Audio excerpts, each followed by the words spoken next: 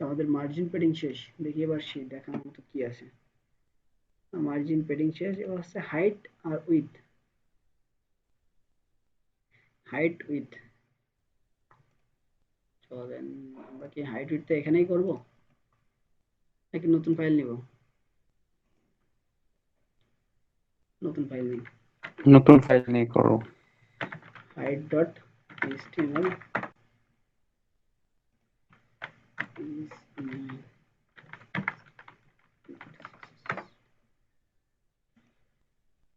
এগুলো কেটে দিই।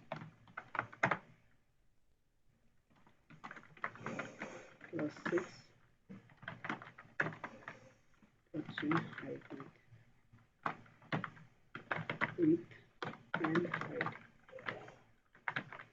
height. ক্লাস শেষে কেউ একজন আমাদের মনে করে দিবেন ভাই কোর্স মডিউলটা আপডেট করতে হবে। মানে কোর্স মডিউল আপডেট না করলে আমাদের ক্লাস এদিক সেদিক হয়ে যাচ্ছে। আগের ক্লাস পিছিয়ে করছি, পিছিয়ে ক্লাস আগে করছি, এরকম একটা ব্যবস্থা হয়ে যাচ্ছে। আমরা যেহেতু একটা ক্লাসে আপনারা ভালোভাবে ক্যাচ করতে পারছেন, এই জন্য আমার যে ক্লাসে যতটুকু দেখানোর দরকার ওর থেকে আসলে অনেক বেশি দেখানো হয়ে যাচ্ছে। আমরা প্রজেক্টে গেলে একদম সবগুলো বিষয় একদম ক্লিয়ার হবে। width and height,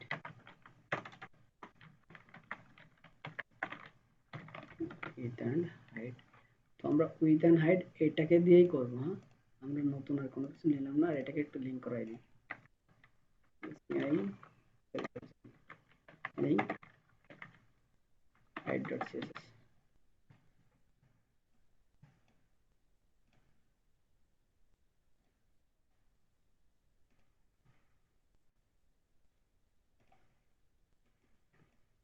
width and height। এটা কি ছিল? h2 ছিল না? এটাকে যদি আমি বলি, এটার ব্যাকগ্রাউন্ড কালার হবে টমেটো, আর এটার কালার হবে হোয়াইট। যে টমেটো হয়ে গেছে, হোয়াইট হয়ে গেছে। আমরা জানি পেডিং এর কাজ কি। পেডিং দিয়ে দিলাম উপরে নিচে 30 পিক্সেল, ডাইনে বামে 100 পিক্সেল। ওকে, দেন আমরা জানি মার্জিনের কাজ কি। মার্জিন আমি শুধুমাত্র টপ থেকে দিচ্ছি, মার্জিন টপ 200 পিক্সেল। ওকে, নিচে লাগবে আসলে। দেন আমরা কি বলছি, উইথ অ্যান্ড হাইট। দেন আমাদেরটা শুরু, তাই না? With and height. উইথটা হচ্ছে এই যে আমরা কন্টেন্টটা নিচ্ছি, এই কন্টেন্টের লম্বালম্বি যে সেকশনটা, এটাকে বলে উইথ। আর এইভাবে এটাকে কি বলে, আড়াআড়ি, এটা হচ্ছে হাইট। ঠিক আছে, তো আমি যদি এখন বলি এটার উইথ, উইথ যদি বলি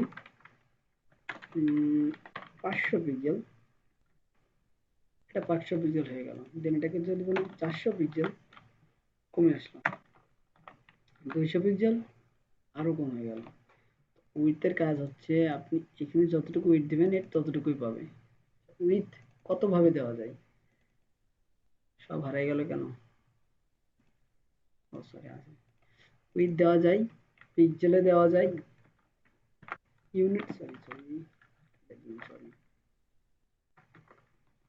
উইথের যে ইউনিটগুলো আছে, ইউনিট সেটা হচ্ছে আমরা পিক্সেলে দিতে পারি, ইএমএ দিতে পারি, আর ইএমএ দিতে পারি, আমরা পার্সেন্টেজে দিতে পারি।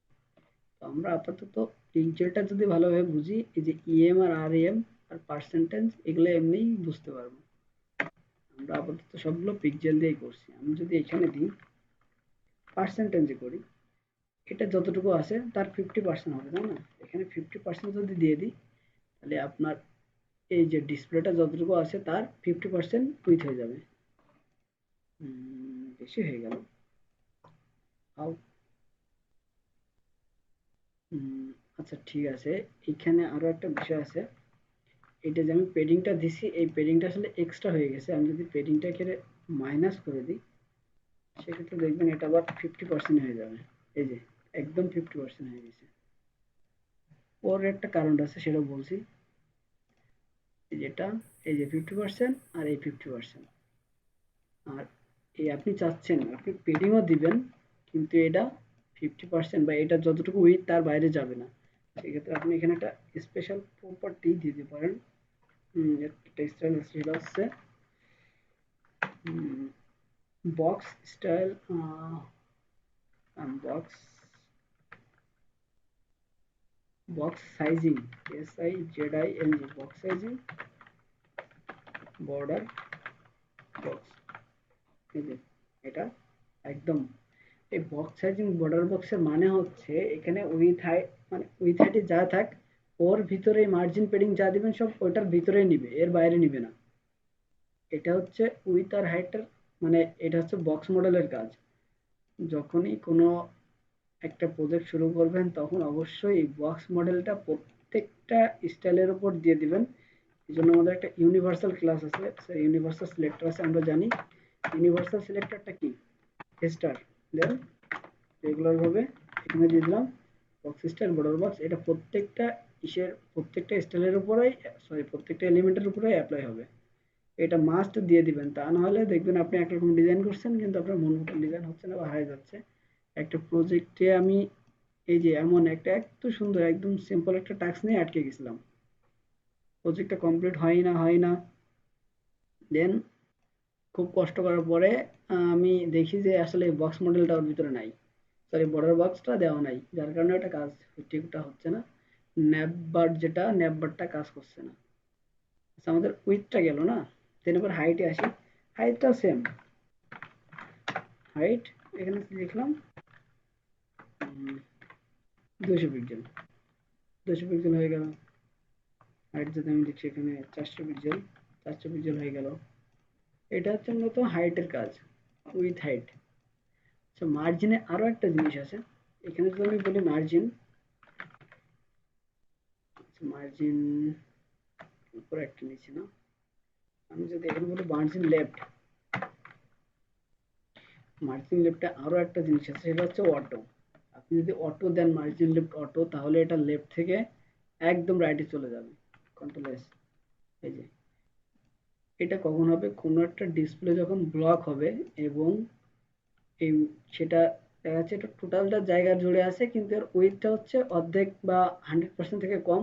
সেক্ষেত্রে আপনি যদি মার্জিন লেফট অটো দেন তাহলে এটা লেফট থেকে সাইডে চলে যাবে। আবার যদি এখানে বলেন মার্জিন রাইট অটো, ঠিক আছে, মার্জিন রাইট অটো, দেন এটা মিডিলে চলে আসবে। যেহেতু এটা লেফট থেকেও মিডিলে, রাইট থেকে মিডিলে, এই জন্য দুই সাইড থেকে ঠেলে ঠেলে এটারে মিডিলে পাঠিয়ে দিছে। যদি আপনি কোনো কন্টেন্টকে মিডিলে আনতে চান সেক্ষেত্রে এভাবে মার্জিন অটো দিয়ে, ডাইরেক্ট অটো দিয়েও করতে পারেন। যেখানে এখানে আমরা অলরেডি একটা মার্জিন টপ দিচ্ছি, যার কারণে এক লাইনে করতে পারছি না। আমি যদি চাই টোটালটা এক লাইনে করবো, সেক্ষেত্রে কিভাবে পারি, টোটালটা যদি এক লাইনে করতে চাই সেক্ষেত্রে আমি এখানে লিখবো মার্জিন উপর থেকে কত, 20 পিক্সেল, সরি সরি 200 পিক্সেল, আর লেফট আর রাইট থেকে হবে অটো। এই যে সেমই কাজ করছে। প্রথমটা কিসের, টপ বটম, আর দ্বিতীয়টা হচ্ছে রাইট লেফট। ওকে, তো উইথ অ্যান্ড হাইট হয়ে গেল। এখানে কি কারোর কোনো কোশ্চেন আছে, বুঝতে পারেননি এমনটা আছে, সিম্পল জিনিস, সবাই বুঝতে পারছেন? হ্যাঁ, বুঝতে পারছি।